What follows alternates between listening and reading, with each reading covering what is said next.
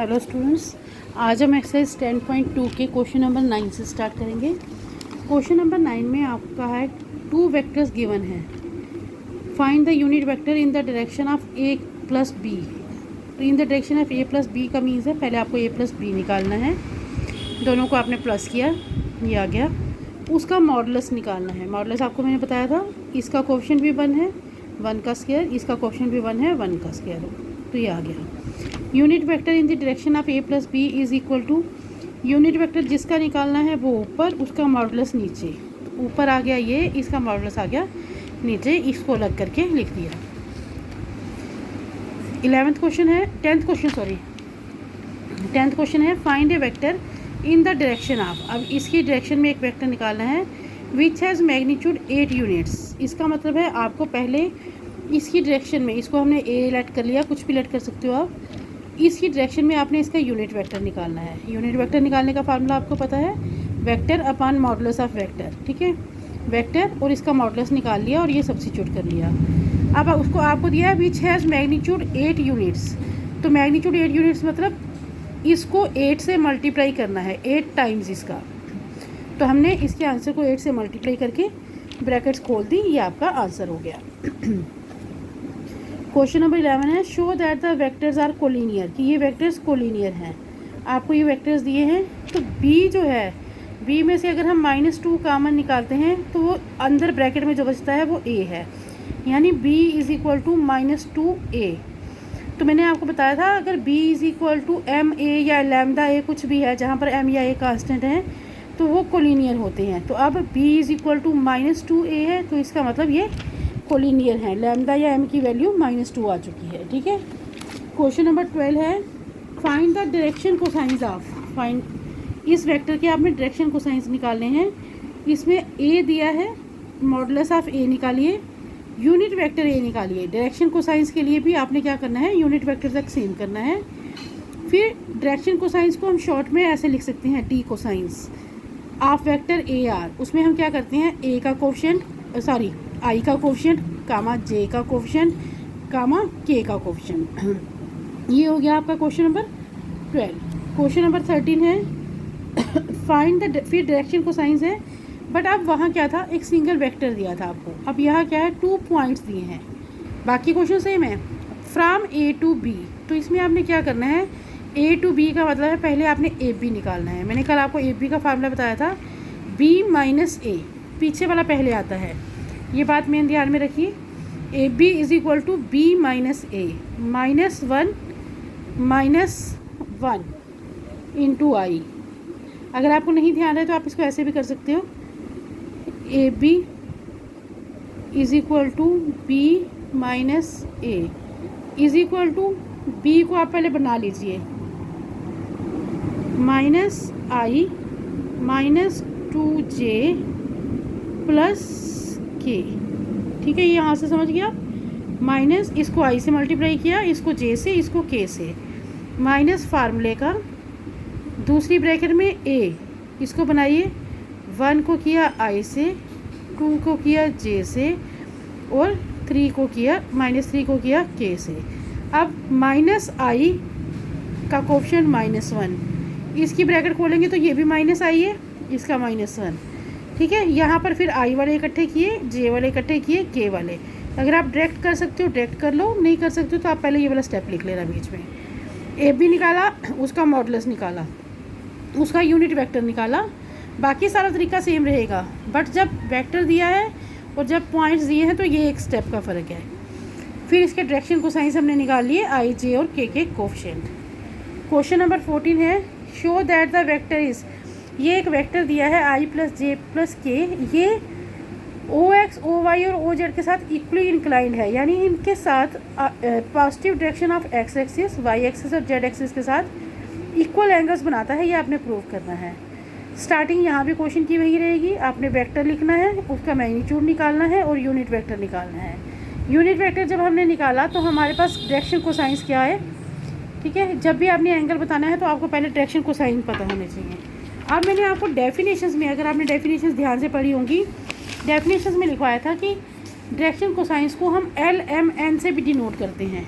तो इसका मतलब क्या हुआ, या cos alpha cos beta cos gamma भी लिखते हैं, एल एम एन या cos alpha cos beta cos gamma. अब तीनों की वैल्यू सेम निकली है हमारी, डायरेक्शन कोसाइन तीनों सेम है, तो ये सेम है तो इसका मतलब ये एंगल सेम होंगे, तो इसका मतलब ये एंगल सेम है, इसका मतलब ये एक्स एक्सिस और वाई एक्सिस जेड एक्सिस के साथ इक्वली इंक्लाइन है, यानी इक्वल एंगल्स बनाते हैं। 15th क्वेश्चन है, आपको find the position vector. Position vector को शॉर्ट में आप ऐसे लिख सकते हो PV। Find the position vector of A point R which divides the line joining.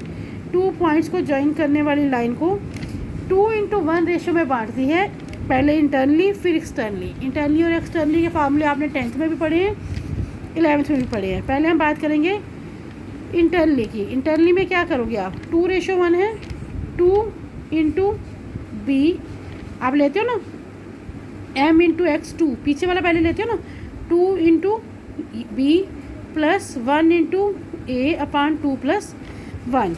इनको खोलेंगे और I वाले J इकट्ठे, J वाले इकट्ठे, K वाले इकट्ठे, ये आ गया। और एक्सटर्नली में आपको क्या पता है, प्लस की जगह यहाँ भी माइनस, यहाँ भी माइनस, तो ये माइनस लग गया, इसे आप कंप्लीट करोगे। फार्मूला मैंने लिख दिया है, इसे आप कंप्लीट करोगे। क्वेश्चन नंबर 16 भी सेम है, बट उसमें क्या है, 2 पॉइंट्स दिए हैं। पॉइंट्स में आपने पोजीशन वेक्टर खुद बनाने हैं, जैसे मैंने अभी पीछे क्वेश्चन में सिखाया। 2i + 3j + 4k ये इसका बन गया, 4i + j - 2k ये इसका बन गया। बट मिड पॉइंट क्या होता है, मिड पॉइंट होता है इक्वल रेशो। इक्वल रेशो में हम क्या करते हैं, x1 + x2/2, तो x1 + x2/2, इसे भी आप कंप्लीट करोगे आगे। क्वेश्चन नंबर 17 है, show that the points A B C with position vectors. अब 3 पॉइंट्स के आपको पोजीशन वेक्टर्स दिए हैं। फॉर्म द व्हाट इज, ये राइट एंगल ट्राइंगल बनाते हैं, ये आपको शो करना है। राइट एंगल ट्राइंगल में आपको पता है पाइथागोरस थ्योरम लगती है। हम तीनों वेक्टर्स लेके 3 साइड्स निकालेंगे ट्राइंगल्स की। AB = B - A मैंने सिखाया है, पीछे वाला पहले फिर आगे वाला, फिर BC फिर AC, तीनों साइड्स निकाली हमने। तीनों साइड्स के हम मैग्नीट्यूड निकालेंगे। इसका आया 35, 41, 6। अब आपको क्लियर है कि 35 + 6 41 होते हैं, यानी ये लॉन्गेस्ट साइड है, तो हम BC का स्क्वायर करेंगे 41, फिर उन दोनों के स्क्वायर्स का प्लस करेंगे तो ये आ गया वो भी 41। अगर एक साइड का स्क्वायर बाकी 2 साइड्स के स्क्वायर के सम के बराबर होता है तो ये क्या होता है, राइट एंगल ट्राइंगल होती है। अब 18th और 19th क्वेश्चन क्या है, MCQ है। इनमें आपको क्या दिया है, आपको कहा है एक फिगर दी है, तो 4 पार्ट दिए हैं, आपने बताना है कौन सा फॉल्स है। सबसे पहले हम इस फिगर को देखते हैं। मैंने ये भी फिगर भी आपको डेफिनेशन में कराई है। इसका एरो इधर, इसका एरो इधर, इसका मतलब इसका यहाँ से इधर जा रहा है, इसका इधर जा रहा है, बट इसका बजाय इसके आगे चलने के ये उल्टा जा रहा है, तो ये अलग साइड पे आएगा। AC = AB + BC, ये ट्राइंगल लॉ मैंने करवाया डेफिनेशन में। AC किसके इक्वल होता है, -CA, क्योंकि डायरेक्शन उल्टी हो जाती है। डायरेक्शन उल्टी होने पर वेक्टर्स में क्या करना है, साइन उल्टा है, माइनस वाला इधर ले आओ तो प्लस हो गया। ये आपका A पार्ट है, तो इसका मतलब ये सही है, ये इस ट्राइंगल को सेटिस्फाई कर रहा है। फिर दोबारा हम इसी को लेंगे, इस प्लस वाले को इधर ले आओ माइनस, सेकंड B पार्ट यही दिया है, ये भी सही हो गया।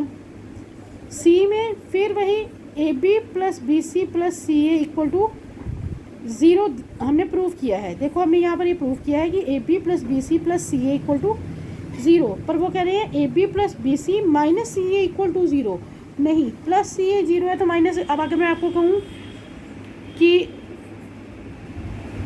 1 - 3 + 2 = 0, 1 - 3 + 2 = 0, तो ठीक है, 2 + 3 3 - 3 0। बट अगर मैं सिर्फ एक का भी साइन चेंज कर दूँ, जैसे वो कर रहे हैं इसका, तो आंसर तो चेंज हो जाएगा, ये 0 नहीं रहेगा, तो इसलिए ये 0 नहीं है, ये भी फॉल्स है। और फिर दोबारा हम इसी को लेंगे फर्स्ट से, तो BC की जगह CB करेंगे तो क्या होगा, साइन उल्टा हो जाएगा, तो इसका मतलब 4th पार्ट ये है, ये भी सही है, सिर्फ C पार्ट ऐसा है जो सही नहीं है। अब आपका लास्ट क्वेश्चन है, क्वेश्चन नंबर 19। क्वेश्चन नंबर 19 में आपको कहा है 2 वेक्टर्स A और B हैं जो कोलिनियर हैं। ये कोलिनियर वेक्टर्स आपको दिए हैं, तो आपने बताना है इनमें से कौन सा इनकरेक्ट है, गलत है। अब कोलिनियर वेक्टर कब होते हैं, जब B = λA या MA होता है, या वो कोलिनियर होते हैं या वो पैरेलल होते हैं। तो इसका मतलब B = λA होगा तो ये कोलिनियर होंगे, पहला बिल्कुल सही है। अब वो पूछ रहे हैं क्या a is equal to plus minus b होगा या b is equal to plus minus a की बात है। आप इसको इधर लिख सकते हो, इधर भी लिख सकते हो। अगर लैम्डा की वैल्यू आपके पास प्लस माइनस 1 आएगी, लैम्डा की कुछ भी वैल्यू हो सकती है ना, एक केस आएगा कि अगर लैम्डा की वैल्यू प्लस माइनस 1 है तो b is equal to plus minus a हो जाएगा, ठीक है। सी पार्ट में वो पूछ रहे हैं क्या इनके कोफिशिएंट जो हैं प्रोपोर्शन में होंगे। अब हम लेट कर लेते हैं ए ये है, बी ये है। हमें क्या पता है b is equal to lambda a, b की वैल्यू इधर लिखो, लैम्डा के साथ a की वैल्यू इधर लिखो। जब हम कोफिशिएंट को कंपेयर करेंगे, i वाला b1 इधर i के साथ है a1 लैम्डा, ऐसे ही j वाले k वाले, यहाँ से इसको इसके नीचे लाओगे तो b1 अपान a1 लैम्डा है, ऐसे ही इसको इधर लाओ, इसको इधर लाओ, ये सारे तीनों लैम्डा के इक्वल हैं, तो यानी इनकी रेशो भी इक्वल है। ये तीन पार्ट तो सही हो गए। अब बात करते हैं फोर्थ पार्ट की। वो कह रहे हैं same direction but different magnitude. अभी हमने निकाला कि b is equal to plus minus a, वो a की डायरेक्शन में भी हो सकता है, प्लस का a भी हो सकता है, माइनस का भी, यानी इनकी डायरेक्शन इक्वल नहीं है।